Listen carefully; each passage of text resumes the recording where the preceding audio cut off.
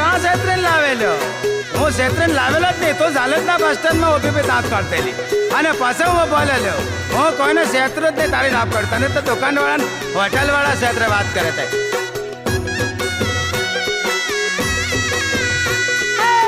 તું તો કહેતેલો અલ્યા